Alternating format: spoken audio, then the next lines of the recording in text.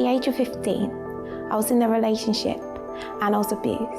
It seemed impossible for me to forgive him and also for me to start loving myself again.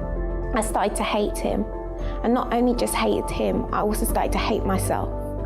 I didn't like who I was, I didn't know who I was, I didn't have an identity.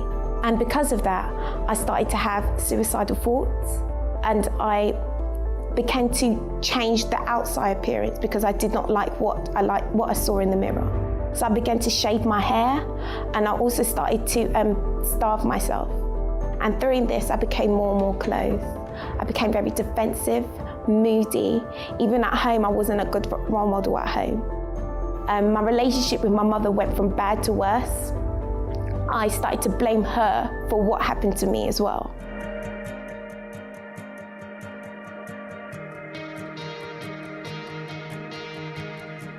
And then after coming to the church, coming to the meetings and services, I learned how to build a relationship with God.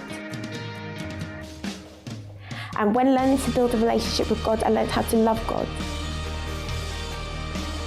And after that, I started to learn how to love myself. The more I began to love God, the more I began to love myself and who I was.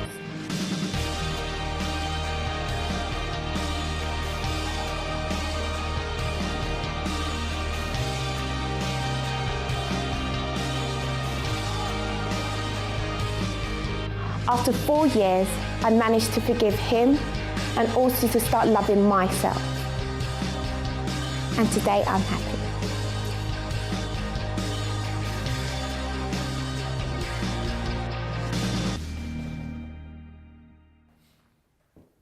Hello, a very good evening and welcome to a very special Finding Answers here tonight. Now, tonight we're talking about, is it easier, or should I say, is it more difficult being a man or a woman?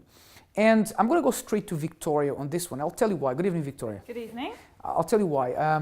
I asked Victoria last week about this, and is it easier being is it more difficult being a man or a woman? And you said being a man. Now, we have two guests here tonight with us, a man and a woman. To my surprise, when I asked one of our guests, Hazel, the lady who's here, she said also that it's harder being a man. I would have expected two women that I asked to say it's harder being a woman. Now, my first question to you would be, why do you think it's harder being a man? I have a whole list of reasons why I think it's harder being a man, but you may have just stumbled across two maybe very strong-minded women, and that's why you got that answer. Because when I did put this out on Facebook, every single, apart from two, I had 10 answers, half male, half female. The females who answered, 3 out of 5 each said it's more difficult being a female, and the other two said it's either. There's no real distinction. Because, for example, because you are strong-minded, I would have thought that you would have said it's more difficult being a woman. Does that make sense? Yeah, I know what you mean. I'm just a little bit bossy, so I find my way through life bossing people around, and then I sort of stand back and say, well, why haven't you done that yet? Kind of. So maybe that's just it. Okay. Now, I my opinion is, I personally think that, and perhaps I'm giving away my opinion too early, but I do think that it's equally as difficult being a man or a woman. I just think that men and women have very, very different challenges in life, very different. We play different roles, and it's just that as society has gone through the different years and reached the point where we are now, women are expected to do a lot more now and still to be able to cope with the families. The man has adjusted his role quite a lot, because a man used to be known as the provider, so he would get home, do nothing. And now most men help in the house, even though they work as well, because the woman also works.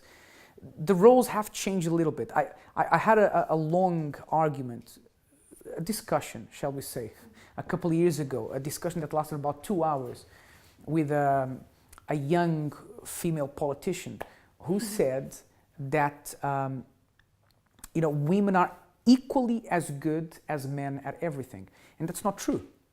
That's not true, because it's not that they are equally as good, because there are things that women are better at, and there are things that men are better than women. It's just that because we are different. Do you agree with that? Yeah, and the voiceover that you'll see in a moment talks about how the brains are almost certainly wired in a different way, so that, for example, women are made to multitask, maybe coming from giving birth, holding baby, feeding the other family, and men are better at doing one task, but doing it very, very logically and getting one very correct answer rather than doing lots of different things at the same time. So apparently that we are hardwired differently. And the important thing to remember is when you ask if it's more difficult being a man or a woman, let's just remember that we are not against each other. And perhaps that's where the mistake is. The mistake is sometimes the woman wants to prove that being a woman is harder, or the guy wants to prove that being a man is harder. We're not at a war against each other. We're on the same team. We just have different roles to play. So perhaps the question is not if it's more difficult being a man or a woman. Perhaps the question is, are men nowadays fulfilling their role? And are women fulfilling their role? Because with all these new responsibilities that women have now, that they didn't have, I don't know, 60 years ago, 70 years ago, they still have that nurturing feeling of raising a family, having children, and it's naturally, would you say that's how they're wired to be? Yeah, I mean, that's the way that women are made, to give birth to children. But you can look at it in two ways. You can either look at it as women now have to maybe sacrifice having children in order to work their way up the career ladder. Or I was reading some research earlier saying actually women have it easier than men because women can choose when they have their children. They can either work their way up the ladder first and then have children, or they can do it vice versa. So it just depends on how you look at it. Yeah, and in a way it's a very good argument, because men can't just pick and say, I want to, take time off work because I'm going to have a child. So, but women, and rightly so, I should say, because it's a hard thing to do. But we're not going to go into that argument of, women are better, men are better, or, who has it easier. I think that's the wrong argument to have. Perhaps the argument is, are men fulfilling their potential? Are women fulfilling their potential? One thing that I certainly think is that men nowadays are selling themselves short. They're not really fulfilling their potential because different reasons. I think we no longer, many of us no longer see ourselves as we were meant to be, as leaders in our families, in our societies, in our jobs.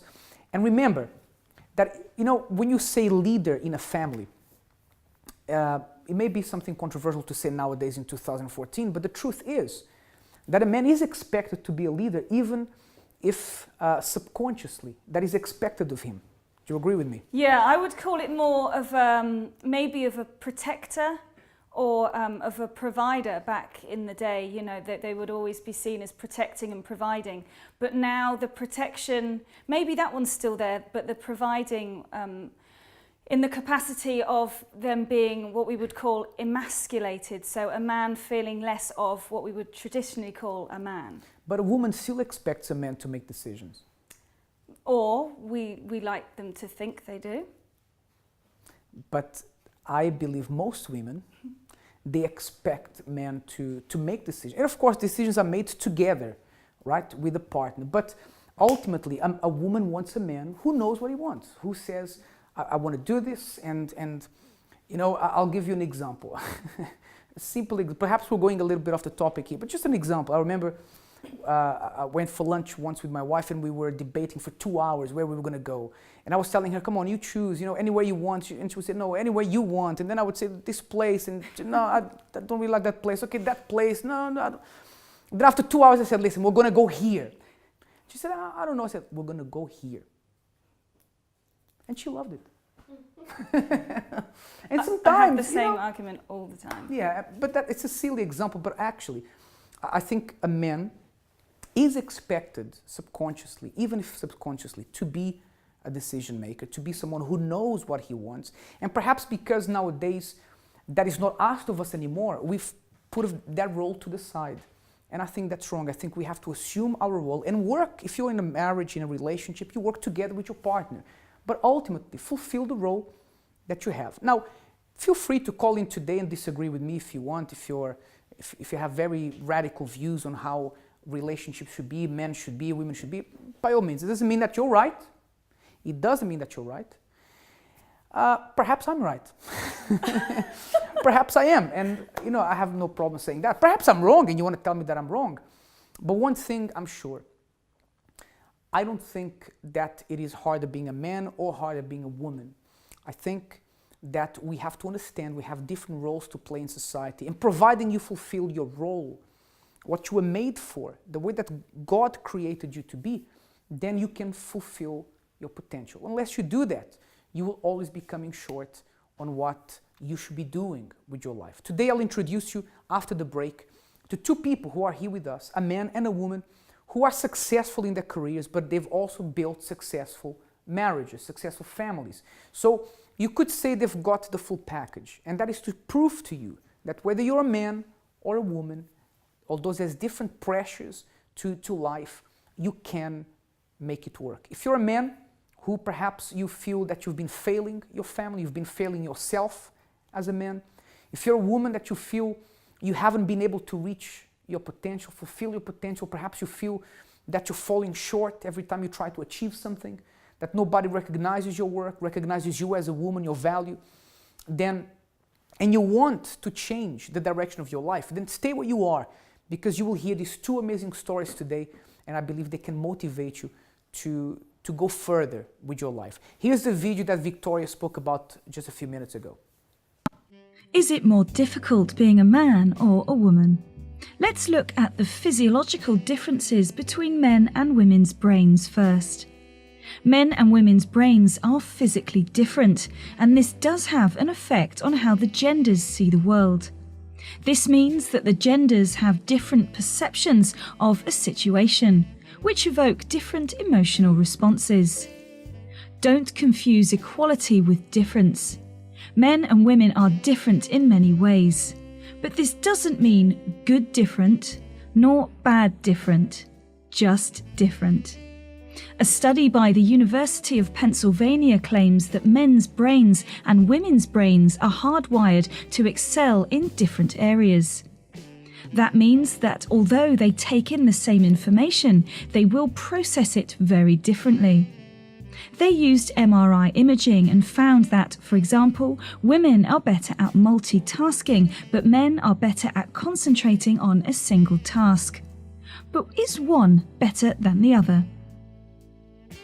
These differences simply mean that men and women are better at different things naturally. Women's brains are better at processing lots of varied information together, especially when it requires using both logic and intuitive thinking to come to a conclusion. Men, on the other hand, are better at taking information in and using it to complete complex tasks almost immediately. But what about the impact of society in deciding whether it's more difficult being a man or a woman? It has been suggested that the problems faced by men include feeling pressure to make money and be competitive. Also, it's said that they find it more difficult to get social support and may not talk as much about their problems. Men are also more likely to die younger. Women, on the other hand, have the pressure of having children and may feel a time pressure to do so. Women may feel more pressure to take pride in their appearance and may be more emotional than men, which could take its toll. But can you really compare men with women? Is one better than the other? Stay tuned, because after the break you'll be meeting Samuel and Hazel, who will be telling us how they've become these people of success and how they are able to cope with everything that is going on in their lives. We'll be right back.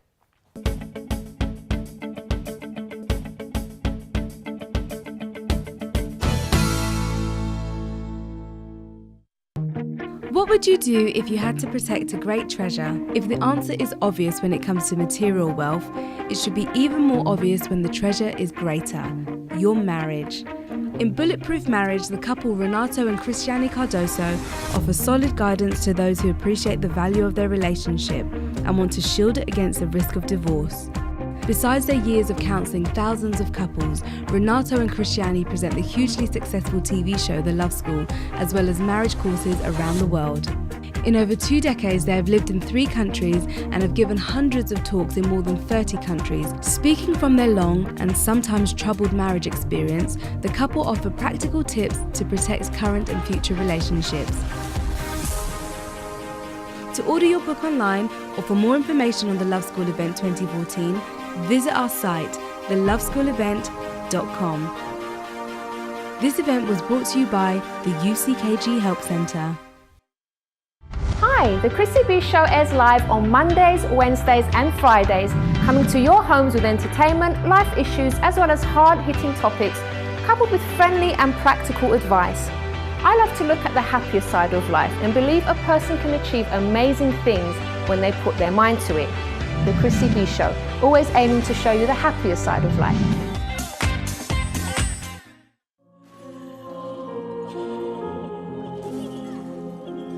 One-third of women in the world are victims of violence or sexual abuse. The World Health Organization considers the problem a global endemic. After all, these women are everywhere. She sits next to you on the bus. She walks past you in the aisle at the supermarket.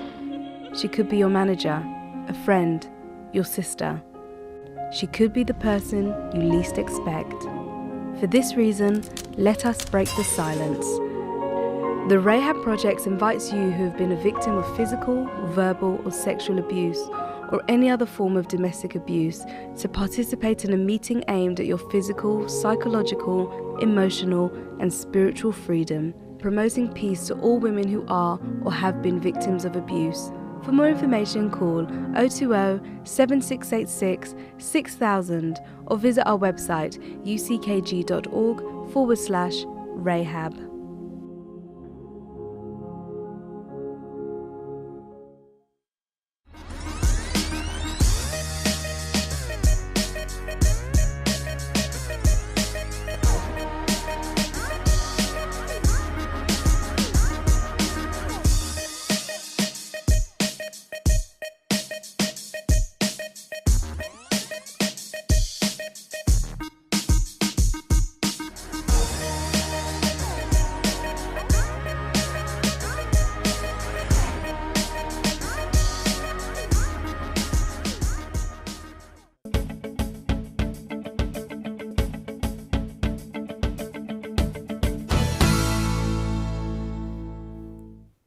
Hello and welcome back to Finding Answers. So this evening we are asking the question, is it more difficult being a man or a woman? Now I've done some research and looked at some statistics. Now unfortunately what I did find is all rather negative, so bear with me.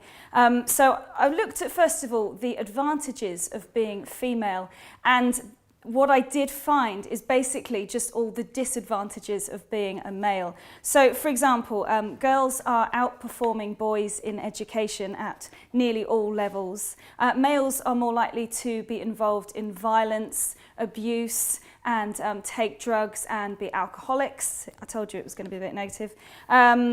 The 10% of men aged 30 to 34 still live with their parents, compared to only 4% of women. Advantages of being male, so this is against females. Women are more likely to burn out at the age of 30 because maybe they're outperforming men at school and university, but by the time they get to work, they are very, very tired. This was a very interesting quote. Women perform 66% of the world's work, produce 50% of the food, but earn only 10% of the income and own just 1% of property. So what does that mean?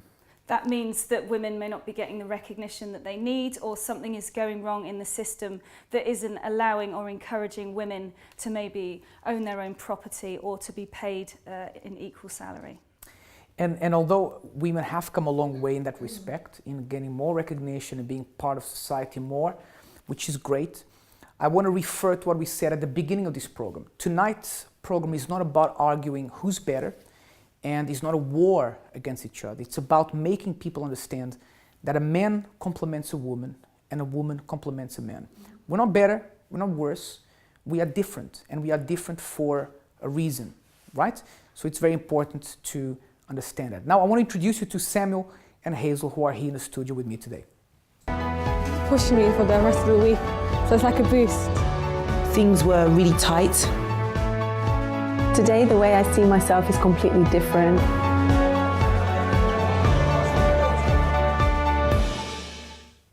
So let's start with Hazel. How are you, Hazel? Hello, I'm very well, thank you. Hazel, tell us a little bit about your story, you overcoming adversity. What problems did you have to deal with prior to knowing about the power of God? I had to deal with loneliness as a woman, my singleness as a woman, not having the love life I wanted. So those were the main problems I faced. But so you had a problem in your love life. You Yes. were alone Yes. for a while. Yeah. But your career, how was your career? Career was brilliant.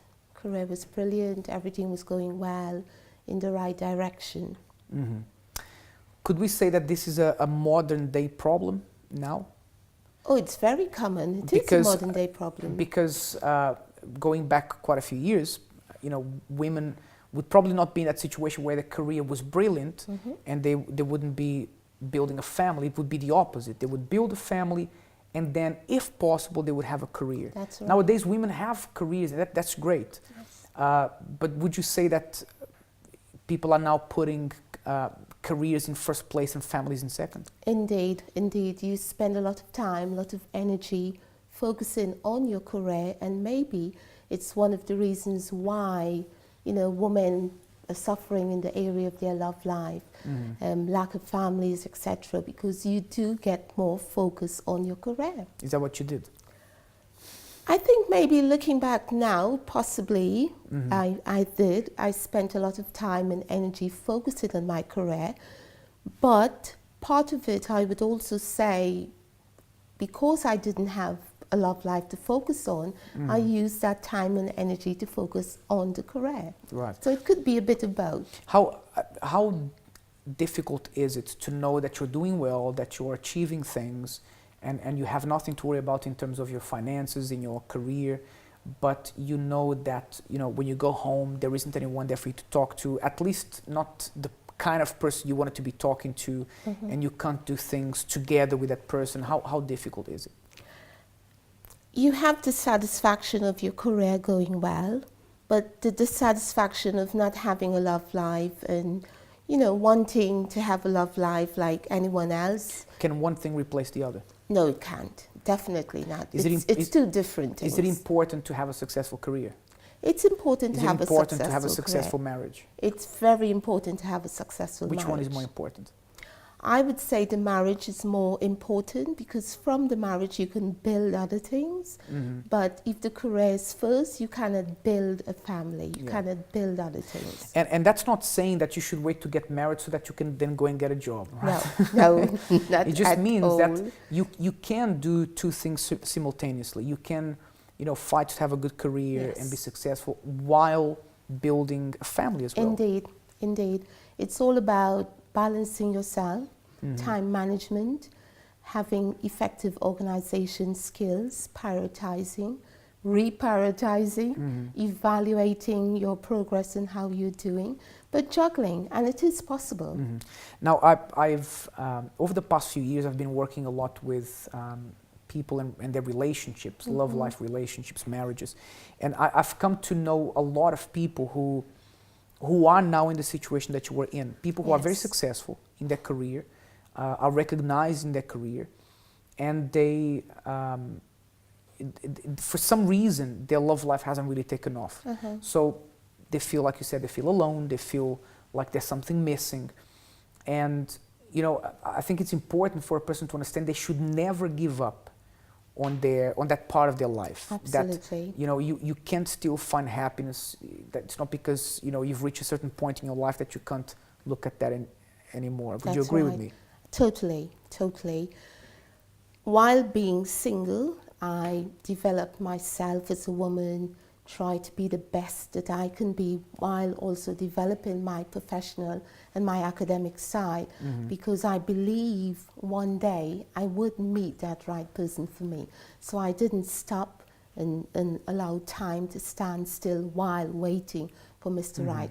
I continued, the journey continued. Right. But you have to have that confidence and belief inside of you that the right one for you will eventually come along. Right. You are going to have that happy life, you are going to have that family life, and a successful career at the same time. Okay, I'm going to come back to you in a moment to find out how that happened for you. Okay. Now I have Samuel here. How are you, Samuel? Hello, very You good. okay? Thanks. Good You evening. also, you have a career, Yes. successful career, also married, Yes. right? I mean, with you, what was it? Were you also seeking the career thing first, or what's your story? I was seeking for happiness. You know, since childhood, I struggled to overcome abuse that I went through. The sudden loss of my mom at the age of 7 as well. So all these inner issues, you know, held me back. I went into my shell. Though I had aspirations for me to be happily married, to be successful in my career. Did you want to be married? Yes. But a lot of women say that men don't want to get married. They're only after one thing. So you are one in a million. No, I believe sincerely that in the subconscious of every man, even women as well, we all have this dream. This And I desire. agree with you. Yeah. I just purposely asked this question to remove that idea from Taboo, people's thoughts. yeah. Because a lot of people say, oh, men, you know, they don't want anything to do with commitment. And that's not true. You know, men do want commitment sometimes as much as women. It's just that, you know, it has, I don't know, you had reasons why you didn't commit. What's your relationship history like? Well, just to add to what you just said, I really wanted to be married because I never saw my dad and my mom together because I was born out of wedlock. So I really had a desire, that dream for me to be happy. Later on in life, due to the lack of a good role model or good example that I didn't see at home, I became very promiscuous. You know, I had many string relationships, girlfriend to girlfriend to girlfriend. At one stage, I was dating 10 women at the same time. You know, this I was doing, it was crazy, but I was trying to fill the void inside of me.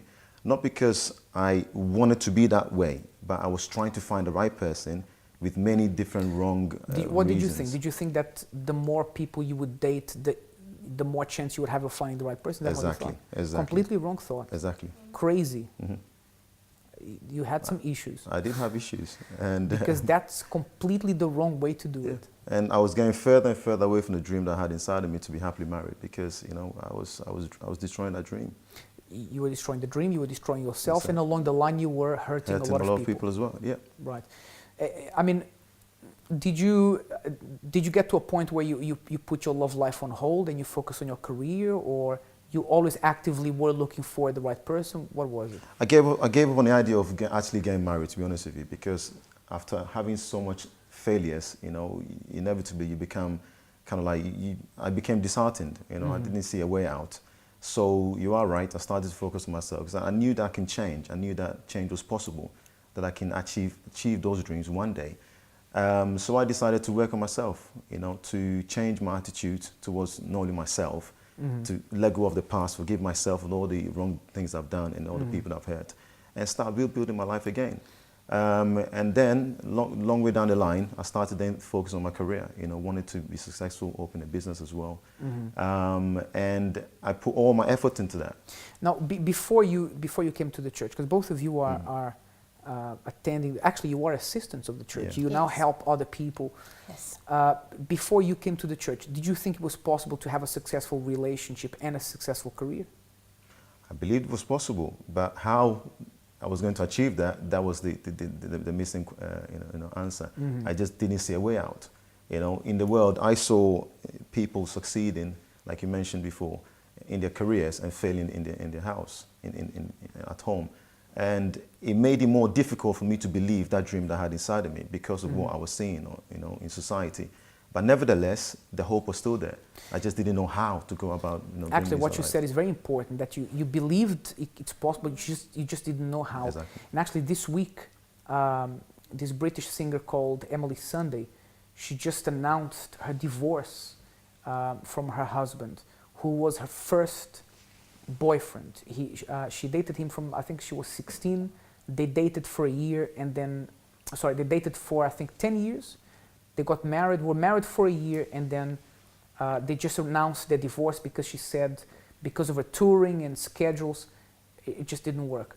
And it's interesting to think that prior to her success, it was working. Something was right because they were together for 9 years or 8 years, whatever it was. So something was right. And she has become extremely successful, a meteoric rise over the past couple of years.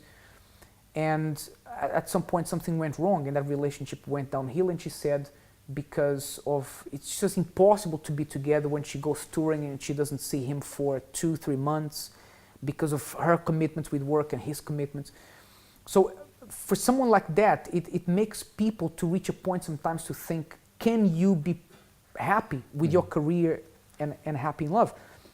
Another example is Lewis Hamilton, extremely successful as a Formula One driver, my favorite Formula One driver, but I don't know how many times he's broken up with Nicole Scherzinger. 3 times, 4 times, I don't know. Now they're trying, I think she moved to London this week to try to make things work. It's hard. Is it hard making a relationship and a career work? It is hard. It is hard. You've got to make a lot of sacrifices, reasonable adjustments, but it's not impossible to make it work. Okay, so we're going to hear from you how you're making it work and how coming to God made things change, right? And actually your husband is sitting behind the camera. We're going to get a camera on him in just a few moments. Because, am I right in saying that it was his hair that made you fall in love for him? With him? Yes, it was. It was. You're going to see him, and I don't know why someone just walked in front of the camera, but this is a live program. You're going to see, actually, we're going to get your husband to sit next to you. I don't know if we have a handheld microphone. We'll find a way, but he's here. I want people to see that it's possible for you to make a relationship work, and you can also make your career work. We'll be right back.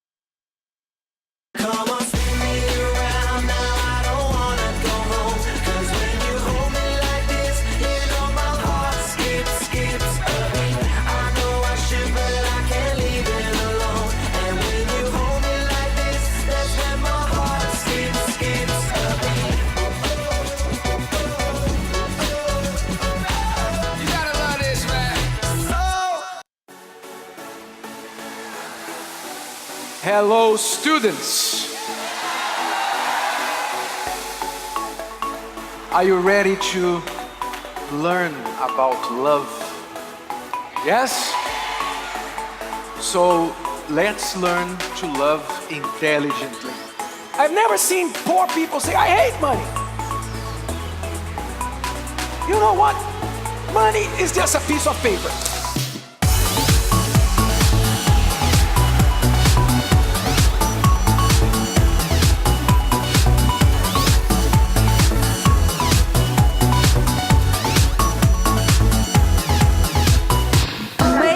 In the lobster today, I learned learned so many things today. It was quite insightful, really helpful, straight to the point.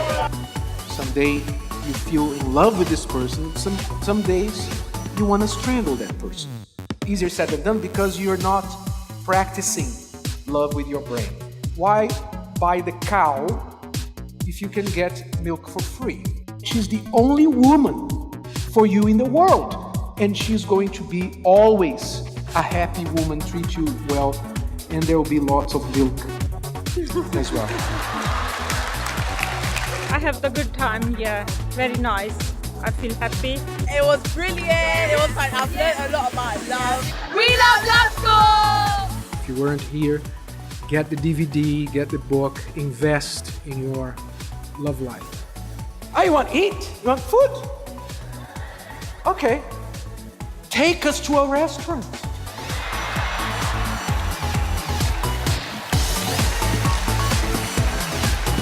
Learned a lot. Actually can't wait for the DVD to come out because there's so many points that I wasn't able to like note down. But when the DVD comes out, I'm gonna get the DVD and watch it over and over again.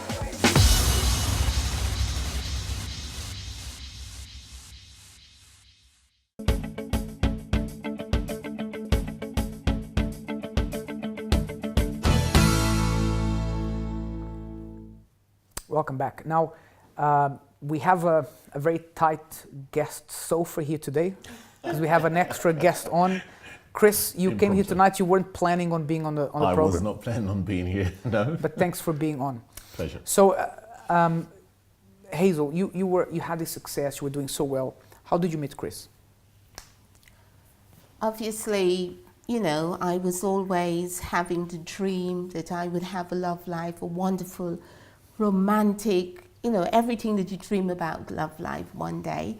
And I saw Chris in the church a few years back and I thought, But we just exchanged pleasantries with each other and I thought, this guy is kind of nice. Did you compliment him on his hair? Or?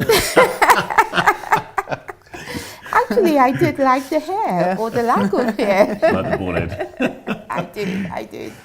And I then decided, no, I believe that this is what I'm looking for, this is my Mr. Right, and made a decision to get to know him. How long have you guys been married for? For 6 years. 6 years. Now, in those 6 years, I'm going to ask you, Chris. Sure. Is it difficult? Do you have to compromise a lot in terms of work and making time for each other? Because I know that both of you have very successful careers. Is it difficult to always finding a way to find time to be together? I think the good thing about it for both of us is we do prioritize our relationship.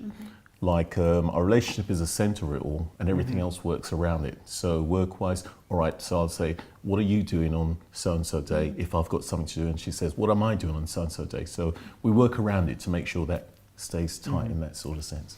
So again, going back to what we said, it is possible to have a successful career and a successful marriage. Yes. And comparing married life to single life, which one do you prefer? Oh, definitely married life. Definitely, without a doubt. Married life, great. definitely.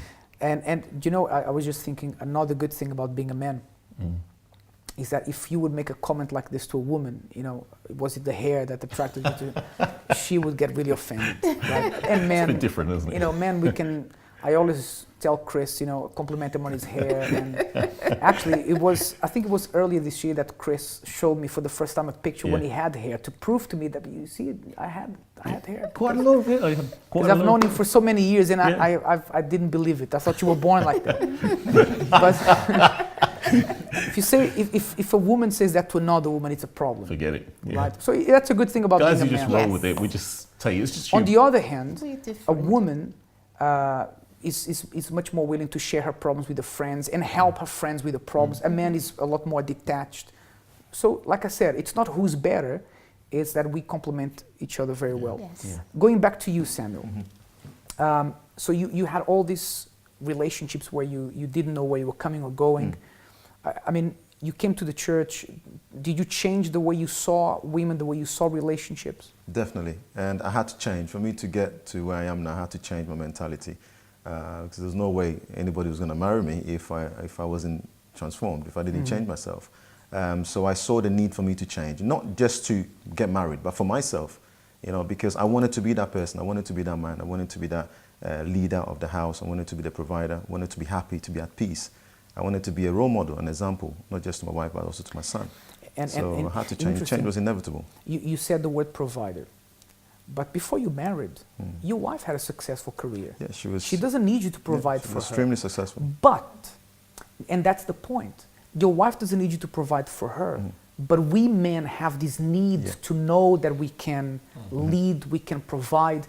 And sometimes, and that's why we said sometimes we men are our worst enemies, because we demand this from ourselves. No one has to say to us, oh, you have to provide, you have to earn more, you have to be a leader, you have, because we demand this from ourselves, and that's how we're built. No one has to tell us this is how we have to be.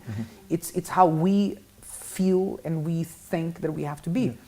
So again, you wanted to be the provider, even though your wife didn't need you as a provider. And I really struggled with this initially when we first got together. I really struggled because I had just started off with my business, and I moved to London, and I had to start working in Tesco. To me, that was demeaning. It was. It was a humble pie. Because you came to London from the Midlands, specifically to be together with your wife and to get married to her. So you had to start from scratch. It was difficult. Exactly.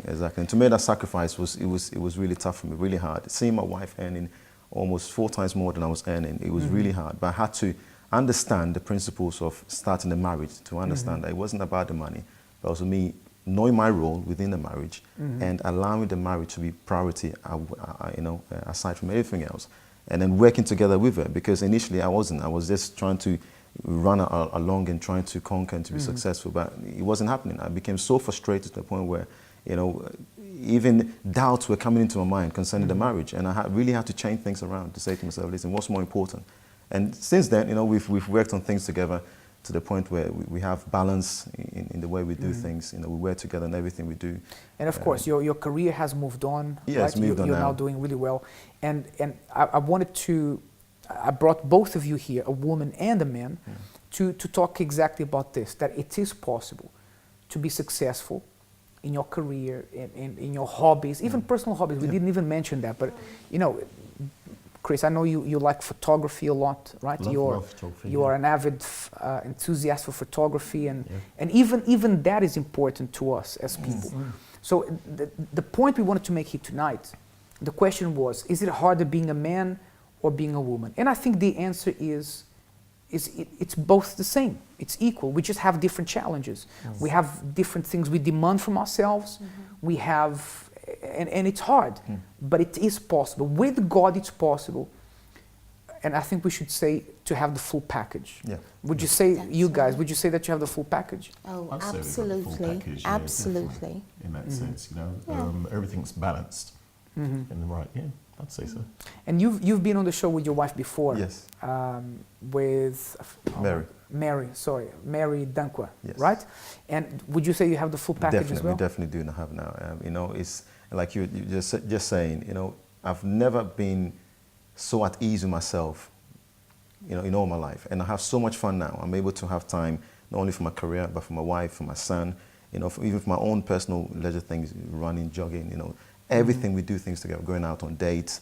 Spending time with her as well. I'm able to do everything because we balance and work things together. So it's possible. You just have to work at it, just like anything in life. It's hard, but if you believe and want it, you just have to sacrifice and work at it, and it's possible. And so here's the thing. You may have noticed that I didn't give the telephone number for you to call tonight, or the email. And I did that on purpose because I didn't want you to be distracted. I wanted you to pay attention at these stories. Now, maybe you say, James, I have been I'm very successful at my relationship, in my marriage. We're very happy. But I've sacrificed my career because of that. And you shouldn't. You should be able to have both. Just like you shouldn't have to sacrifice a marriage, a relationship, because of your career. You should be able to make both work. Now, and the thing is, you can't say I'm so successful in my career that I don't need a marriage. That's a lie. Because deep down inside, there is a void that money cannot fill, that a success in your career cannot fill. You need someone to be there with you. Same thing with marriage. You can be the most devoted wife, that if you do not have this personal success and excitement and development, if you don't have that, you feel like something's missing. So the truth is, for a person to be completely happy, they need the full package. These three people that are here have achieved this, and you can as well. Now, if you say, James, I want this, it's amazing what I watched in this program tonight, because I want that. I want the full package. I want success, and I also want happiness in my family. If you want this, you can have it. Now you can call. Now you can call. Now you can call to speak to our guests if you want. If you want to talk to them, you can. If you want to talk to our pastors who are now ready to speak to you, if you want to find how you can find the success, you can call now. 020-7686-6300. That's 020-7686-6300. Or send us an email to help@findinganswers.tv. And you can call now during the break, actually, until the end of the program. After the break, I'll be here with Pastor Michael Boudrum. We'll be talking more about this, and we'll be offering a prayer on your behalf. We'll be right back.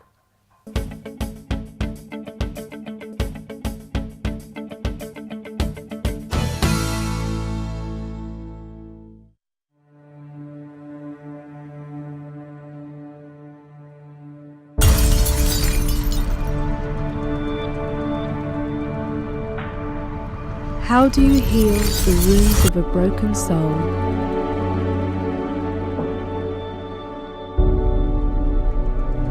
Let us help you.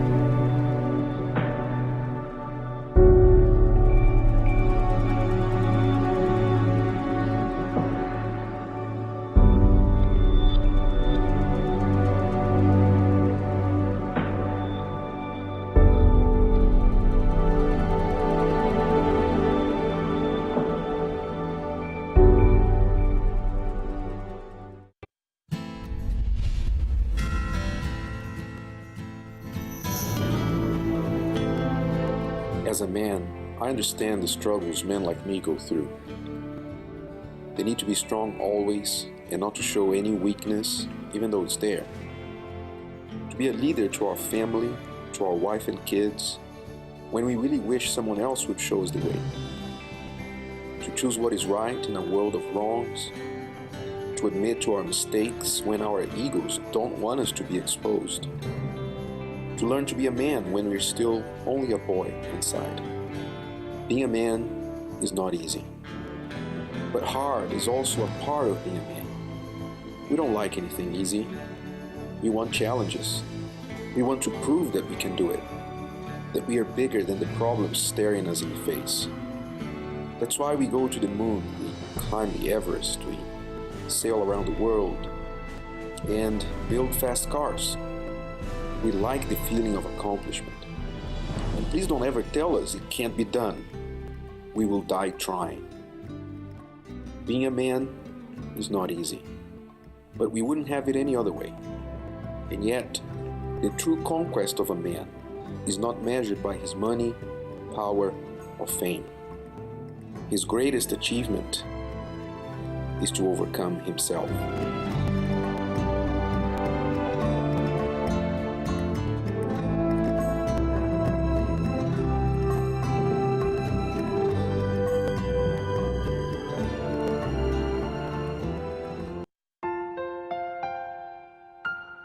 They say that home is where the heart is, a place that should be filled with joy, security, happiness, and memories. However, sometimes our own blood is the cause of most of our pain. Before you lose hope, try this. Every Thursday, come and pray for your family and receive the guidance and support that could help you all reconnect again. After all, no amount of success can compensate for a broken family.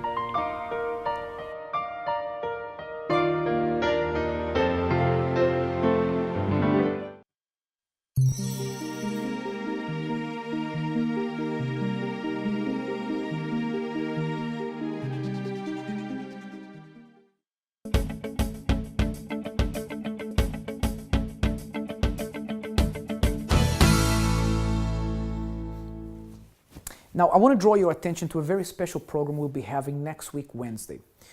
Next week's Wednesday's program is going to be called Against Facts, There Are No Arguments. Now, think about that for a second. When you go to a court case, if there's a court case and evidence is produced which shows clearly that the person who's standing for trial is either guilty or innocent, then you cannot argue with that, because those are facts, right? If you have footage, if you have proof of something, then that's it. There is no jury, there's nothing. It's end of case. We're going to bring here to this program on Wednesday something never ever done before on Finding Answers. We'll be having 8 testimonies, 8 live testimonies here in the studio with us. We will have no videos, no production, nothing. Why? Because perhaps, you know, when you watch a program with 1 testimony, 2, perhaps you say it's a coincidence, perhaps you say it's a scam, perhaps you say it's all made up. Now, we would have to pay a lot of people, if it's all fake, to have 8 people here with amazing life stories, amazing. It's a lot of people to pay to come here and lie to you.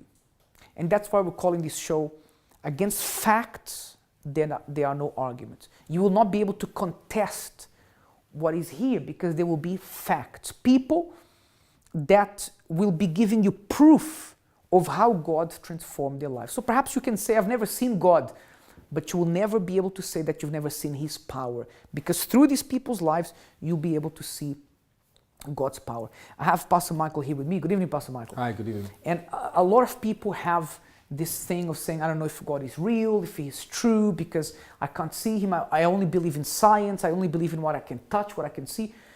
But when you see so many people giving evidence, clear evidence of what God has done in their life, you cannot argue with that. Yeah, exactly. And you know, next week's program, we are going to show facts. We're going to show people who, actually everyone who comes on the program, it's real. Yeah. But to have 8, all 8 in the studio, talking about relationships, talking about health, talking about they were at the bottom in life and they've reached the top. You may think to yourself, but how did that person reach to the top? How did they get there actually so quickly, for example? You know, when all hope was lost. So these people are going to be coming on the program and sharing their story with us and with you at home. So I'm looking forward to it because it is fact, it is proof that God does exist. And, you know, maybe you will have achieved things in life, the same things that they'd achieved, but you're going to see how quickly they achieved it in such a short space of time, showing that God wants, you know, He's not a God that waits around. He wants to prove Himself in their lives, which He has done already, and also in your life as well. And then people will not be able to say, this is all coincidence, this is all, you know, a sham, it's all, they're trying to convince me of something. Because against facts, evidence, there are no arguments. You won't be able to contest what you see there. So, in fact, invite your friends, invite people that you know to watch this program, because we will have all kinds of different real life stories that will cover, like you said, Michael, it will cover the areas of love life, of health, of people with addictions, people with, you know, all kinds of problems. I'm sure that your case, your situation, and the situation of the people that will watch this program with you will be encapsulated in the stories of at least one of those people, at least. And the idea is for you to understand, I want you to finish watching that program, understanding that if God could change the life of all those people there, we're going to try not to leave any area of a person's life without being covered. If God could touch and change the lives of all those people, He has to be able to change your life as well. The person will not be able to end watching that program thinking, okay, but there's an area that they didn't talk about, that it's my life and they didn't cover, or God didn't do anything in that area. There will be facts there for the person to say, if God could help that person, He has to help me. And it's not rude, it's not arrogant to say God has to help me, because when you believe, when you have this faith, you can say, my God, you have to help me because I have nobody else to turn to. Yeah, you have that right. And, you know, God, He's waiting for a person, maybe like yourself, to take that step, that attitude to say, you know what, I'm fed up the way my life is. Where are you, God? He's waiting for you. Instead of hoping and wishing for maybe him to come into your life, or even if you don't believe in him, for you to just sit there and accept your life the way it is. He's waiting for you to say, God, if you worked in their lives, I want to see you in my life. Yeah. And that program next week, it's going to be amazing. I can't wait. So it's going to be called Against Facts, There Are No Arguments. I'll be interviewing these people together with Victoria. We'll be sitting with these people, getting to know how their lives changed. And my friend, if their lives could change, if you hear these amazing stories, your life can change as well. Make sure you let your friends know, get people together to watch this program because it will help them as well. Now, we had such a jam-packed program today. We even had a third guest that came on, as you saw, Chris. It was really good that he did come on, that we didn't have time for the prayer today. Now, of course, if you want to pray, you can always walk through the doors of the church. We're open 7 days a week, and there's always a pastor there available to pray for you. It's been a pleasure to be with you here tonight. We'll be back with you again tomorrow. Until then, have a wonderful night. May God bless you.